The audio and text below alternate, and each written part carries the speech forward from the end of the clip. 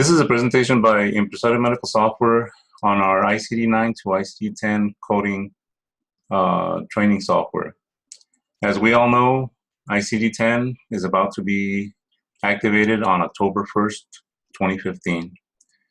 There are only about 40 days left to prepare, and we'd like to give you this presentation on our little tool that we have developed to make the transition to imsicd10 a little bit easier. This software tool that you're seeing on the screen now is very simple and very basic, but I feel very powerful that can make your transitioning a little bit easier. Its basic premise is that it offers basically 4 things.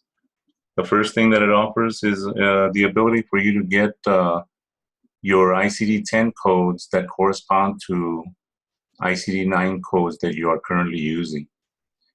We know that you spend a tremendous amount of time learning the imsicd9 codes, so why not take advantage of that? And let me show you what I'm talking about. If you know an imsicd9 code, then all you have to do is enter it here as this example, and click on imsicd9 to imsicd10 mapping. And what this does for you is provides you with the imsicd10 codes that correspond to the imsicd9 code that you entered. And as you can see, there are multiple imsicd10 codes that correspond to the one imsicd9 code that you have been used to working with. It basically provides you with a list. If we want to add this to a custom code list or custom code set, as we refer to it, you can just click on this button. And what that'll do for you is that it will start accumulating a list of codes that you work with on a regular basis, so that you can use this list later as a quick reference guide. So at this point, we've added this code, and this is your custom code list up to now. In addition to being able to get an imsicd10 code by an imsicd9 code that you might already know, we realize that you may not know all imsicd9 codes. So we provide you with this new feature in which you can actually search for a code by description or by imsicd code, but we're going to search by description. And let's say, for example, we're looking for a code in that has something to do with glaucoma. And what I'm going to do here is I am going to start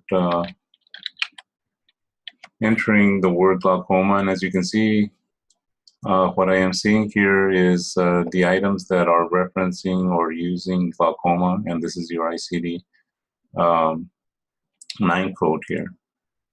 We can also scroll up and down to give us the codes. Now, if we are identifying a particular diagnosis that we're looking for, let's say we were looking for this one, and this is a code that we want to enter in our custom code set, we can go ahead and click on this code, enter select, and now go ahead and map it. And as you can see, once again, here's the imsicd9 codes, and here are the imsicd10 codes that are mapping to that particular imsicd9 code. We can once again add this to the custom code set, and now, as you'll see, what we have on our custom code set is now 2 imsicd9 codes with their corresponding imsicd10 codes.